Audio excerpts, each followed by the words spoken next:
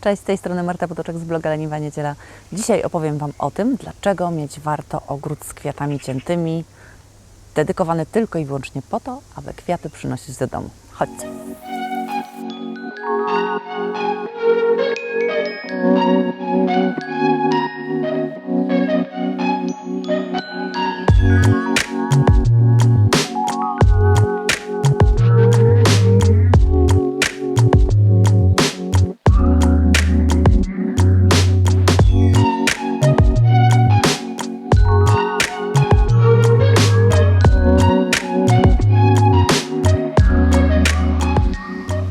Kiedy projektowałam wnętrza swojego domu i kiedy projektowałam ogród, bardzo zależało mi na tym, aby dom z ogrodem wzajemnie się przenikały. I tak dom jest zaprojektowany trochę w trybie, nazwijmy go wakacyjnym. Taras ma być tak naprawdę częścią domu, która wchodzi w ogród. Tak zależało mi też na tym, aby ogród przynosić do domu. I robię to w ten sposób, że zbieram bardzo dużo kwiatów i robię bukiety przez cały sezon. Myślę, że nawet marca, zdarza mi się nawet, że do listopada. Bardzo dużo osób, kiedy do mnie pisze, mówi, że ale jak to zrywać kwiaty w ogrodzie, są rabaty, to ma jakoś wyglądać, boję się ciąć. I mam na to sposób. Ja założyłam sobie jakiś czas temu zakątek, który nazywam ogrodem z kwiatami ciętymi. On nie jest duży, ma dosłownie może 2 metry na 4 metry. I tutaj mam kwiaty, które tylko i wyłącznie są do tego, aby je ścinać i aby stały w wazonie. Aktualnie kwitną tutaj groszki pachnące przede wszystkim. Mam nadzieję, że widzieliście film, który mamy. Jeżeli nie, to podlinkuję Wam u góry, gdzie siałam groszki i opowiadałam Wam o tym, jak groszki się uprawia. A teraz możecie zobaczyć efekty. Za mną mamy ścianę groszków pachnących, a za chwilę Wam pokażę jeszcze z drugiej strony. Także jest takie tipi, na którym także groszki rosną. Oprócz tego, co możemy tutaj znaleźć, to są ostróżeczki jednoroczne. Nawet nie musiałam się trudzić i ich siać. Wysiały się same po tym, jak rosły tutaj w zeszłym roku. Jest ich po prostu mnóstwo i są świetnymi roślinami do wazonu. Obok zobaczycie aminki, to świetny wypełniacz do bukietów. Zarówno ostróżeczki jednoroczne, jak i aminki możecie wysiać nawet jesienią. Jeżeli zima nie będzie zbyt ostra, powinny przetrwać zimę i zakwitnąć już w połowie czerwca. Tutaj mamy ścianę z groszkami pachnącymi. One pną się po siatce, która jest zamontowana na takich tyczkach. Dochodzą już do samej góry. Za moment będę ucinać im głowy i wtedy cała ta ściana wybije nam nowymi pędami i będzie kwitła na niższych poziomach. Pod spodem lewkonie. Tutaj znowu mamy ostróżeczki jednoroczne, chabry bławatki, a przed nimi lwie paszcze. To wszystko są rośliny, które są roślinami tak zwanymi hardy annuals, czyli są to rośliny jednoroczne odporne na przymrozki. Możemy siać je bardzo wcześnie wiosną, a z większością z nich możemy spróbować nawet siać je jesienią. W ogrodzie z kwiatami ciętymi staram się łączyć rośliny, które są w bukietach wypełniaczami i będą to na przykład orlaje, aminki, ostróżeczki, dzwony Irlandii, które rosną tutaj przy mnie, także z kwiatami drugiego planu, czyli na przykład groszkami, chabrami, bławatkami. Te główne, przepiękne kwiaty staram się raczej ciąć z ogrodu, bo są to z reguły róże albo piwonie, a później, kiedy te rośliny skończą, bo one mniej więcej w przeciągu miesiąca będą kończyły kwitnienie, wsadzam tutaj dalię i cynię. Tutaj mam groszki pachnące na takim tipi z tyczek, muszę je podwiązać. Pod spodem są też lwie paszcze, mam tutaj je w różnych odmianach i posadziłam sobie, ale to dosłownie wiosną, jak pokazywałam Wam, jak sadzić róże z gołym korzeniem, to sadziliśmy tutaj róże, które w kolejnych latach będę już ścinać do wazonów.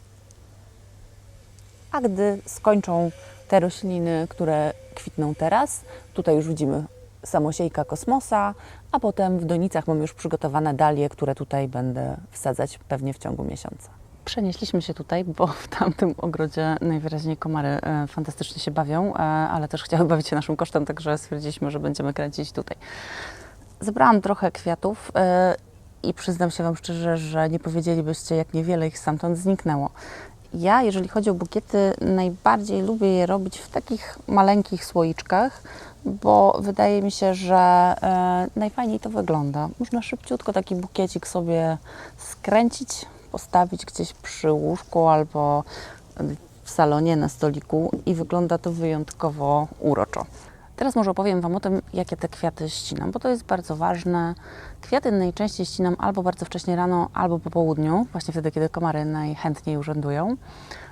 Chodzi o to, aby nie ścinać ich w pełnym słońcu, one dzięki temu dłużej wytrzymają w wazonie.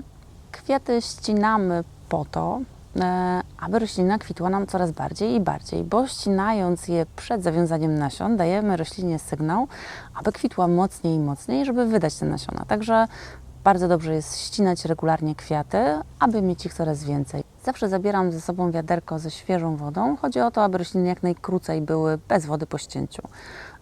Ścinam, od razu wsadzam do wiadra.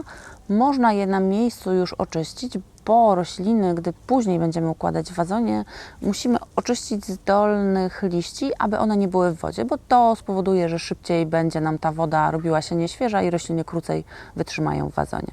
Rośliny warto zostawić na zewnątrz, aby się kondycjonowały, czyli nawodniły się przez noc, też dzięki temu dłużej wytrzymają w wazonie, ale ja często tak nie robię. Mam tak dużo kwiatów w ogrodzie, że jeżeli stawiam je od razu do wazonu, postoją 2-3 dni, to nie mam problemu, bo ciągle jest ich coraz więcej i więcej. Także czasami po prostu chcę szybko cieszyć się bukiecikiem i też pięknie to wygląda.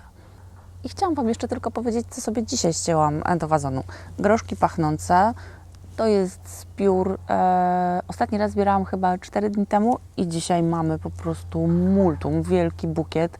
Szkoda, że nie jestem w stanie Wam przekazać zapachu, bo to jak pachną groszki, to naprawdę tylko niektóre fantastyczne róże są w stanie się z nimi mierzyć na zapach. Tutaj mam ścięte lwie paszcze, mam przeróżne odmiany tych lwich paszczy, dzwony Irlandii, przywrotnik ostroklapowy i róża Leonardo da Vinci. Kolejny bukiet dopiero zaczęłam układać. Też jest tutaj przywrotnik ostroklapowy, który gorąco Wam polecam, bo nie dość, że wygląda fantastycznie w ogrodzie, to także jest rośliną, która stoi chyba jako jedna z najdłużej w wazonie. Naprawdę ciężko ją zmęczyć. Tutaj wrzuciłam sobie także róże i mamy... Cóż to jest za róża? To jest Princess Alexandra of Kent i ostróżeczki jednoroczne, te, które same wysiały się w tym miejscu, gdzie rosły w zeszłym roku, a tutaj dzwony Irlandii. To jest taka niesamowita roślina, która jak obetniecie jej liście, to wygląda bardzo interesująco, tak jakby miała takie zielone dzwony. No dobra, dzisiaj to było tylko takie krótkie wprowadzenie do tego, dlaczego warto mieć taki ogród z kwiatami ciętymi. Dajcie mi znać w komentarzach, czy pomysł Wam się podoba. Może macie swoje ogrody z kwiatami ciętymi i chcecie mi powiedzieć, jakie kwiaty sprawdzają Wam się najbardziej. Ja największą miłością oczywiście darzę groszki pachnące, jeżeli chodzi o ogród kwiatów ciętych, ale prawda jest taka, że warto mieć tam naprawdę ogromną różnorodność roślin, tak żebyśmy my też mogli się rozwijać jako domowi floryści i żeby popróbować różnych połączeń w tych naszych wazonikach czy wielkich wazonach. Nie zapomnijcie o subskrybowaniu mojego kanału, na którym jest zawsze mnóstwo kwiatów i mnóstwo filmów, które pomoże Wam mieć ogród podobny do mojego. Do zobaczenia w kolejnym filmie.